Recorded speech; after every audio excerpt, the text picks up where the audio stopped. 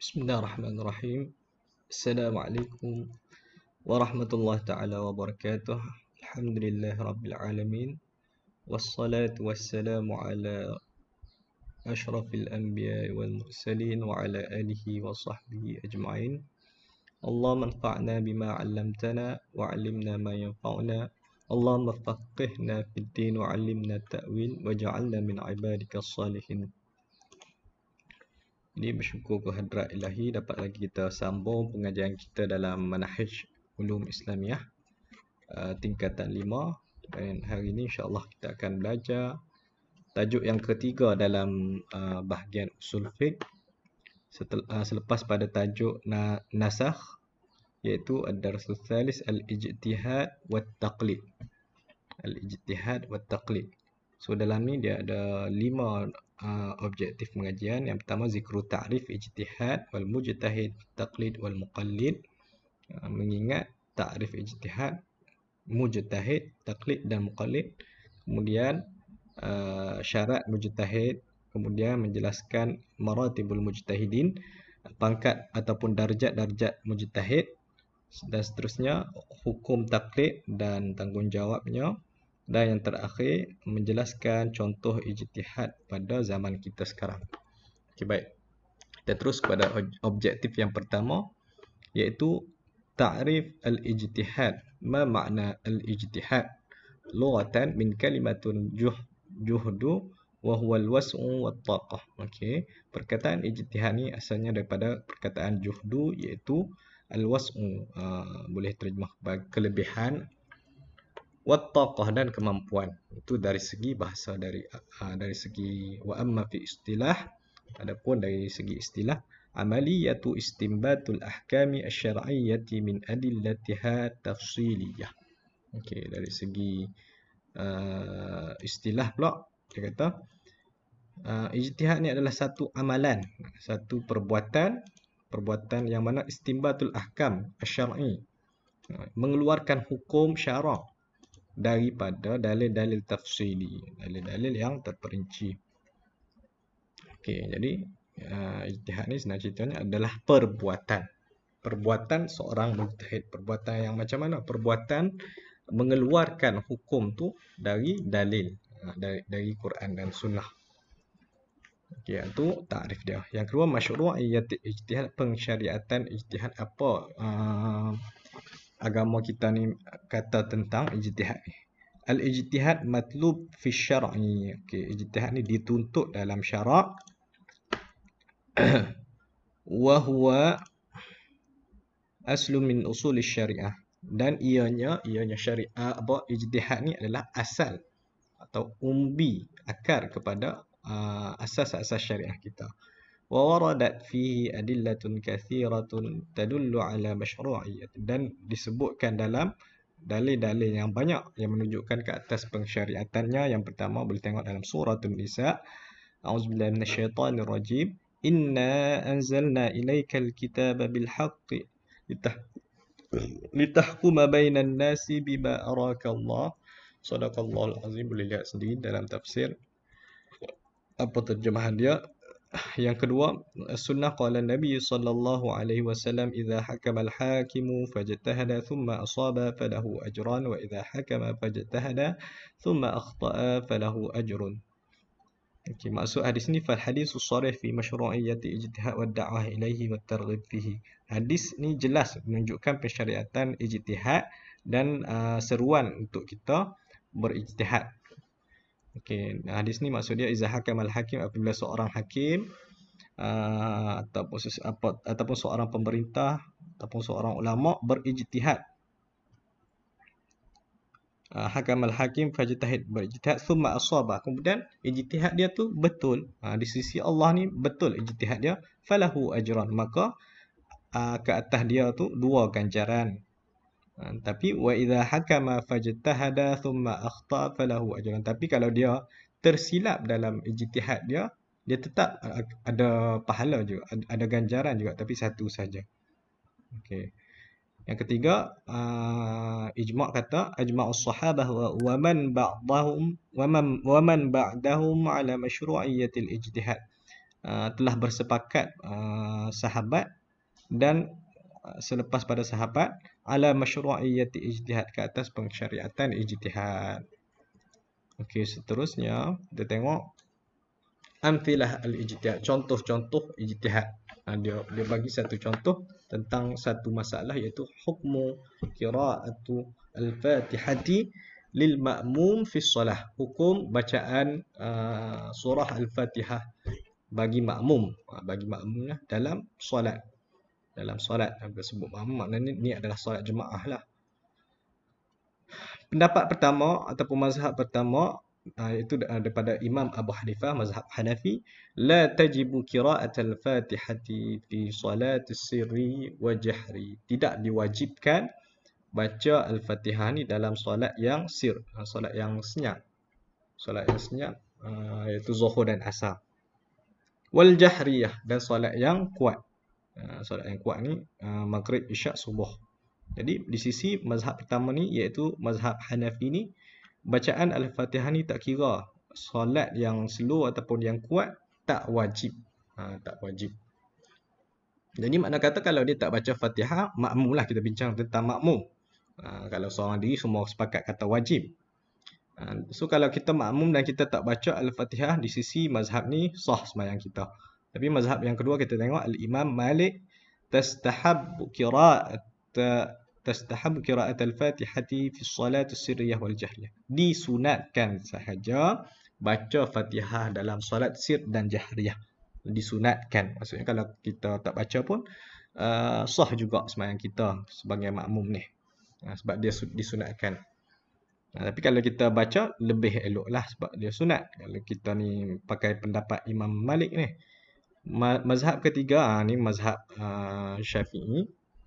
Mazhab Syafi'i yang kita guna ataupun majoriti di tanah Melayu kita ni adalah mazhab Syafi'i. Tajibu qira'at al-Fatihati fi shalat as-sirriyah wal jahriyah. Diwajibkan baca Al-Fatihah ni dalam solat yang sir dan jahri. Tak kira sama ada imam, makmum ke, asalkan tu adalah solat fardu, tak kira sir ataupun jahar, kuat ataupun slow, wajib kita baca Al-Fatihah. Tu di sisi Imam Syafi'i. Dan mazhab yang keempat pula, al-mazhabur rabi' al-Imam Ahmad, mazhab Hanbali, tastahabbu qira'at al-Fatihah fi salatus sirriyah. Disunatkan baca Al-Fatihah dalam solat yang sir. Wa fi ma idza sakata al-imam fi salatil jahriyah. Dan dalam keadaan apabila imam tu diam. Diam pada solat jahar. Maksudnya imam tu baca Al-Fatihah tapi tak kuat. Tak kuat. Wa fi ma kana ba'idan la yasma'u qira'at al-imam. Dan juga dalam keadaan makmum tu ba'i dan jauh. Sehingga mana disebabkan jauh tu dia tak mendengar bacaan imam, bacaan Fatihah imam. Jadi kesimpulannya, kalau kita tak dengar bacaan imam walaupun dalam solat jahar, maka disunatkan baca Al-Fatihah. Sekali lagi, untuk mazhab yang keempat ni dia kata sunat baca Al-Fatihah pada solat yang sir, solat yang slow, Zuhur dan Asar. Dan kalau solat jahriyah tu pula disunatkan jika disunat baca Al-Fatihah tu jika imam tu baca slow, tak dengar di telinga kita, ataupun kita berada jauh daripada imam tu, kita tak dengar bacaan imam. Ketika tu disunatkan juga. Inilah salah satu contoh ijtihad daripada mujtahid mazhab ni. Dia ada banyak lagi. Ini salah satu contohnya. Okey, ni yang contoh yang kedua. Hukum solat witir ada dua pendapat. Mazhabul awal al-a'immah Malik wa Syafi'i wa Ahmad. Imam Malik, Imam Syafi'i, Imam Ahmad kata witir ni sunat yang muakkad, sunat yang teramatlah dituntut.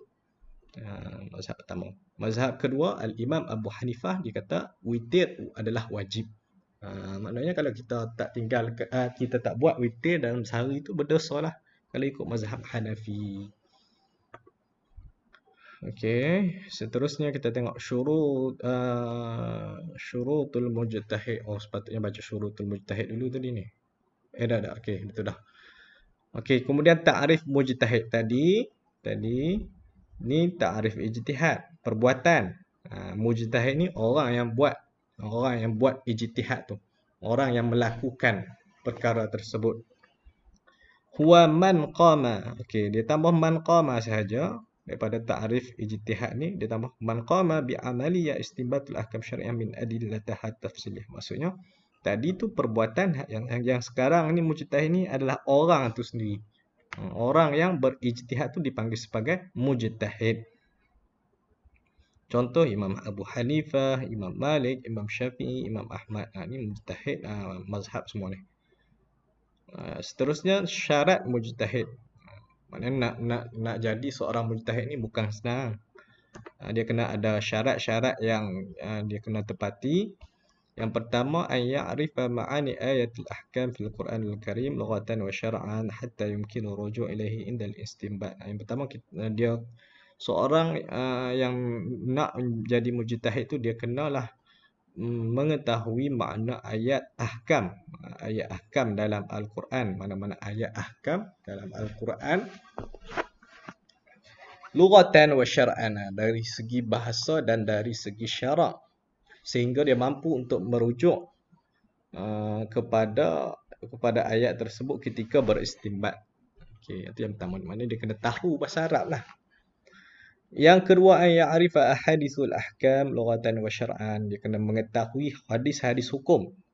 Contohnya dia sebut tentang hukum solat ataupun sebut tentang hukum wudu. Jadi dia kena tahu dah dalam Quran dan hadis mana ayat-ayat yang berkenaan dengan hukum tersebut, dia kena keluarkan dan dia kena tahu maksud dia tu. Nombor 3, an ya'rifa nasikh wal mansukh minal Quran was sunnah. Ini yang ketiga ni kita belajar dah dalam tajuk yang kedua berkenaan dengan nasakh. Jadi syarat mujtahid ni dia kenalah tahu an-nasikh, yang mana ayat nasikh, yang mana ayat yang mansukh daripada Quran dan sunnah. Hatta la ya'tamid ala mansukh al-matruk, sehingga dia supaya dia tak berpegang kepada ayat yang sudah dimansukhkan. Yang keempat, ya'rifa bi mawaqi'ul ijma' hatta la, yang keempat dia kena mengetahui tentang ijma' yang berlaku dalam sesuatu hukum. Contohnya dia buat satu hukum ni, jadi dia kena tahu ada dah ke ijma' berkenaan hukum tersebut. Hatta la yajtahid aw yafti bi khilaf ma waqi'a alaihi ijma', supaya dia tak berijtihad ataupun berfatwa bi khilafun ma waqa'a alaihi, supaya dia tak berfatwa berhukum bersalahan dengan apa yang sudah diijma'kan. Yang kelima, ya'rifa wujuhul qiyas wa syara'itihi al-mu'tabarah wa ilalil hukmi wa turuki istinbatiha minan nusus wa masalihun nas wa usul syara'il kulliyah. Yang kelima, dia mestilah mengetahui bentuk-bentuk qiyas wa syara'itihi, dan syarat-syarat qiyas yang mu'tabar, yang digunakan, yang boleh digunakan, wa ilalil hukmi, dan illah suatu hukum, wa turuq istinbat, dan jalan-jalan ataupun cara-cara nak istinbatkan hukum daripada nas, wa masalihun nas, dan dia juga kena mengetahui maslahat ataupun kepentingan manusia, wa usulul syar'i kulliyah, dan kena tahu juga asas syariat yang kulli. Yang keenam, an yakuna aliman bi ulumil lughah al-arabiyyah. Seorang mujtahid itu mestilah alim dalam ilmu bahasa Arab, ulum lughah arabiyyah. Apabila sebut ulum al-lughah arabiyyah, maka banyak. Antara dia nahwu, ada sarah, ada balaghah, ada banyak lagi, ada beberapa lagi. 7, an yakuna alim bi ilmu usul fiqh. Dia kenalah alim dengan ilmu usul fiqh, kerana asasul ijtihad. Ilmu usul fiqh ni adalah asas ijtihad. Yang terakhir, syarat yang terakhir, an yudrika maqasidus syariah al-'ammah fi istinbatul ahkam. Dia mestilah mengambil kira maqasidus syariah yang umum, objektif syariat yang umum ketika beristinbat, ketika mengeluarkan hukum. Lianna fahmun nusus wa tatbiquha ala waqa'i' mutawaqqifun ala ma'rifati hadhil maqasid. Kerana memahami sesuatu nas Quran dan hadis wa tatbiquha, dan pelaksanaan dia ke atas realiti yang berlaku tu, mutawaqqifu ala ma'rifati hadhil maqasid. Bergantung kepada kita mengetahui objektif-objektif dalam syariat kita. Okey, jadi 8 syarat mujtahid yang perlu ada pada seorang mujtahid. Kemudian kita tengok maratibul mujtahidin, pangkat-pangkat dalam mujtahid. Okey. Dia ada pangkat. Bermula nombor 1 ni maksudnya pangkat yang paling tinggi sekali adalah mujtahid mustaqil, kemudian mujtahid mutlak, ghairu mustaqil, mujtahid muqayyad, mujtahid tarjih, mujtahid futya. Yang pertama, mujtahid mustaqil ni siapa? Huwa allazi istaqalla biqawaid li nafsihi yubna alaihi fiqh fa yastakhriju al-ahkam asy-syar'iyyah min al-kitab was sunnah. Jadi hak pertama tu, mujtahid mustaqil tu adalah seorang mujtahid yang istaqalla biqawaid. Dia mencipta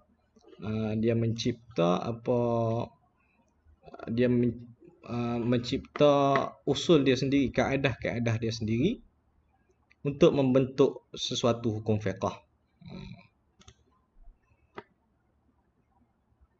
Dia cipta satu kaedah ataupun satu usul yang mana kaedah tu digunakan untuk bina sesuatu hukum daripada kitab dan sunnah, daripada Quran dan hadis. Ni contoh dia adalah imam mazhab. Jadi setiap pada imam mazhab ni dia ada kaedah-kaedah dia sendiri dalam mengeluarkan sesuatu hukum, sehinggalah dia mampu untuk membuatkan satu mazhab. Pangkat yang kedua adalah mujtahid mutlak ghairu mustaqil, ataupun boleh juga dalam kitab lain dia panggil sebagai mujtahid muntasib. Siapa? Huwa alladhi wajadat fihi syurutul ijtihad. Okey, dia ni ada syarat, ada ke-8 syarat yang kita sebut tadi. Maknanya dia layak jadi mujtahid mustaqil. Allati ittasafa biha al-mujtahid mustaqil. Dia ada syarat-syarat yang mujtahid mustaqil tu ada. Walakin akan tetapi lam yabtakir li nafsi, tidak mereka untuk diri sendiri, tidak berusaha untuk mencipta kaedah dia sendiri. Bal salaka tariqatu imam min a'immatul mazahib fi ijtihad. Bahkan mujtahid ghairu mustaqil atau mujtahid muntasib ni dia ikut jalan imam-imam mazhab yang atas tu. Dia ikut je. Kalau ikut, dia mampu nak buat mazhab sendiri, tapi dia tetap buat. Contoh dia Abu Yusuf, Ibn Qasim, Al-Muzani, Abu Bakar Al-Athrami. Okey, itu pangkat yang kedua. Pangkat yang ketiga, bawah pada mujtahid muntasib atau mujtahid ghairu mustaqil tadi, kita ada pula mujtahid muqayyad atau mujtahid takhrij. Okey, siapa? Wa an yakuna muqayyadan fi madhhabi imamihi mustaqillan. Seorang yang mana muqayyad, dia terikat, dia memang ambil satu mazhab sahaja, bitaqrir usul bidalil ghaira annahu la yatawajjah. Dia memang dia terikat, dia ikut imam dia dalam usul ataupun furu'. Mereka melakukan istinbat hukum terhadap masalah-masalah yang belum diriwayatkan oleh imam. Jadi dia cari masalah-masalah yang mana tak ada lagi imam-imam mazhab tu bincangkan, jadi dia buat, dia keluarkan hukum yang belum lagi diselesaikan oleh imam-imamnya tu, tapi mengikut dengan kaedah yang dibina oleh imam-imam mazhab tu. Contoh dia Tahawi, Al-Abhari, Al-Syairazi, Abu Ya'la. Yang keempat, mujtahid tarjih. Mujtahid tarjih huwa alla yablughu rutbatul mujtahid muqayyad. Seorang yang mana mujtahid yang tak sampai pada mujtahid muqayyad, tetapi faqih nafsi hafiz li mazhab imamihi arif bi adillatihi qa'im bi taqrir. yusawwaru wa yuharriru wa yuqarriru wa yumahhidu wa yuzayyifu wa yurajjihu. Okey, mujtahid tarjih ni adalah seorang yang pertama dia tak sampai lagi kepada pangkat takhrij. Yang kedua dia faqih. Faqih dia hafal semua pendapat yang ada dalam mazhab tu, sesuatu mazhab dia hafal. Maknanya sebut satu masalah, hukum bacaan Al-Fatihah contohnya, dia ingat semua pendapat yang ada dalam mazhab tu. Ataupun hukum jual beli ke. Jadi dia ingat, dia tahu semua hukum yang ada dalam mazhab. Contohnya dalam mazhab Syafi'i ada 3 pendapat contohnya. Jadi dia ingat semua. Jadi dia hanyalah yurajjih, dia mentarjihkan. Dalam banyak-banyak pendapat tu yang mana yang paling kuat, yang mana yang kurang kuat. Yang mana yang rajih. Dia mentarjihkan. Mujtahid tarjih. Dan seterusnya mujtahid futya, mujtahid fatwa ataupun ulama-ulama fatwa.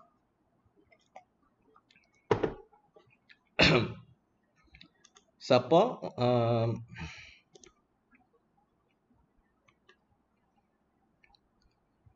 iaitu ulama-ulama yang menghafal, mengutip dan memahami mazhab imamnya secara mendalam. Dia hafal, dia kutip semua masalah-masalah. Mungkinlah dia buh dalam satu kitab atau dia bukukan. Kemudian orang lain dapat faedah daripada dia. Dia buat kitab. Yaqumu bihifzil mazhab wa naqlu wa fahmuhu. Dia hafal mazhab, satu mazhab, wa naqluhu wa fahmuhu, dan dia memindahkan, maksudnya dia bukukanlah. Dia buat satu kitab supaya orang lain ni dapat faham tentang mazhab tersebut.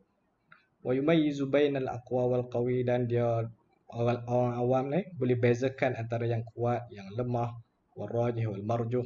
Dia ambil ni. Kalau yang mujtahid tarjih ni, dia sendiri yang meletakkan yang mana yang kuat, yang mana yang lemah. Tapi kalau mujtahid fatwa dia kumpul-kumpulkan, kemudian dia bagi tahu yang mana hak kuat, yang mana hak lemah berdasarkan mujtahid tarjih ni buat. Okey, contoh dia apa yang nak baca Al-Mahbubi Ar-Ramli Ibn Hajar Al-Haytami. Okey, ambillah 5 pangkat dalam mujtahid. Kemudian okey, ni ringkasan untuk yang tadi tu.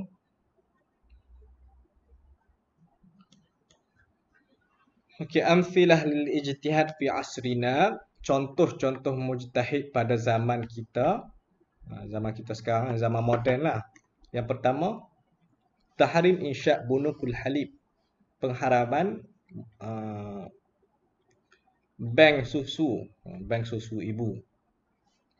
Al-qadiyah lam takun fiqrah fi jam'al labna min ummahatil mutabarru'at atau bi ajri ma'khud min qabl. Tak pernah berlaku, tak pernah terlintas dalam fikiran dalam masalah mengumpulkan susu. Kita nak kumpul susu daripada ibu-ibu, mutabarru'at, secara sumbangan lah. Derma susu, lepas tu dia kumpulkan susu ibu lah, bukan susu tepung tu, ni susu ibu. Au bi ajri ma'hud min qabl, ataupun susu untuk disewa. Sebelum ni tak pernah ada ni. Thumma asbahat minal qadaya al-asri, kemudian terjadi benda ni pada zaman kita sekarang. Jadi ulama sekarang ni dia ambil kira juga hukum ni. Hukum dia apa? Bunukul halib haram. Hukum dia haram lah kalau kita buat bank susu tu. Sebabnya al-juhala baina sayyidat allati yaqumna bi a'ta' labnihinna fala yumkin ma'rifatul umma al-haqiqah li hadha at-tifl. Sebab apa? Kalau dalam hukum fiqh, kalau bayi itu menyusukan susu orang lain sehingga kenyang, 3 kali kenyang, 3 kali ke berapa saya tak ingat dah, dia akan jadi ibu susuan. Jadi hukum dia sudah lain lah, ibu dan anak susuan tu. Jadi kalau masalah kita kumpulkan banyak-banyak ni, dia menyebabkan keraguan. Kita tahu mana satu yang ibu susuan kepada anak tu. Kalau anak tu minum daripada bank susu tu, dia jadi pening.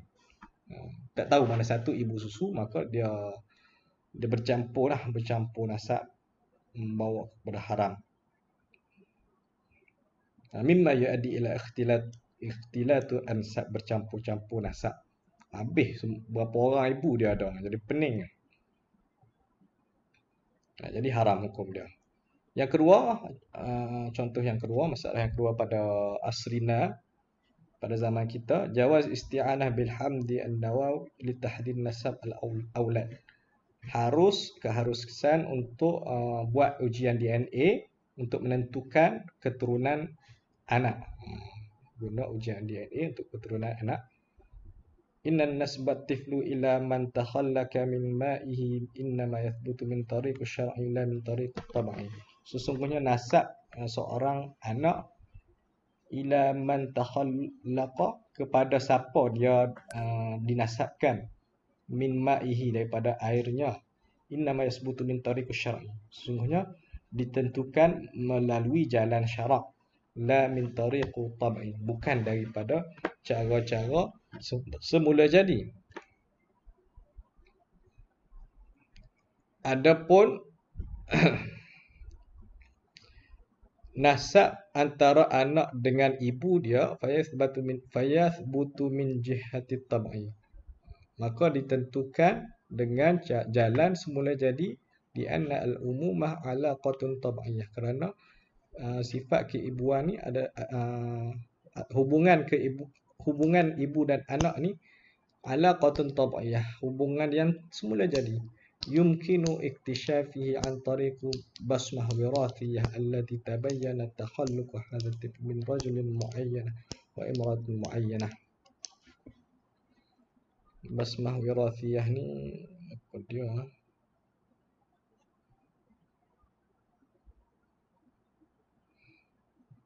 Ni wallahu alam, ni nak cerita apa ni? Yang penting hukum dia adalah yajuz isbat nasab an tariq tahlil basmah wirathiyah. Mungkin DNA juga kot basmah wirathiyah ni. Kenapa harus ya'tabaru min wasail alamiyah al-hadithah fil ithbat idza kana dhalika fi aqd az-zawaj sahih aw fasid aw wata'i syubhah. Ya'tabiru min al-wasail, dikira, diiktiraf sebagai salah satu jalan yang baharu. Jalan yang baharu dalam menentukan anak. Ya, aqd az-zawaj sahih, untuk menentukan perkahwinan yang sah ataupun tak sah, ataupun wati yang syubhah. Wati syubhah ni yang mana dia tak tahu siapa yang dia tidur dengan siapa. Dia tak tahu, tak jelas. Contohnya masalah ni boleh berlaku. Contohlah, kita bagi satu contoh. Ada kembar ni lelaki, kembar lelaki. Seorang tu dah kahwin, duduk satu rumah. Kembar dia pun duduk satu rumah. Jadi satu malam tu isteri dia tertukar suami. Maksudnya isteri dia tidur dengan adik kembar dia, adik kembar suami dia tu. Jadi masa tu anak tu dia tak tahu siapa, anak suami dia ke anak pada adik kembar dia tu. Itulah contoh pada wati syubhah. Maka nak menentukan tu dia kena buatlah DNA test ni. Okey, seterusnya ta'rif taqlid pula.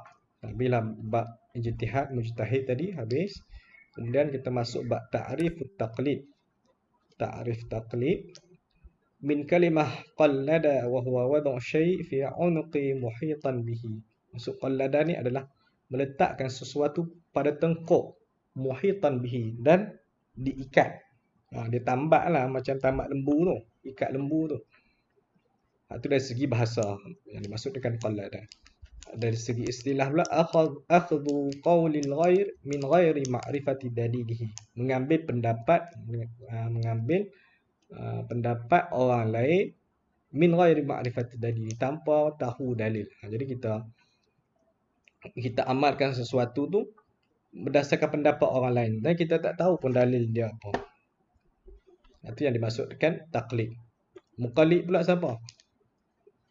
orang yang mengikut pendapat orang lain tanpa mengetahui dalil. Fal muqallid alladhi lam yatawaffar fihi syurut al-ijtihad la yaqdiru ala ma'rifat al-hukm syar'i bi nafsihi wa yuqallada wa mujtahidan min al-mujtahidin.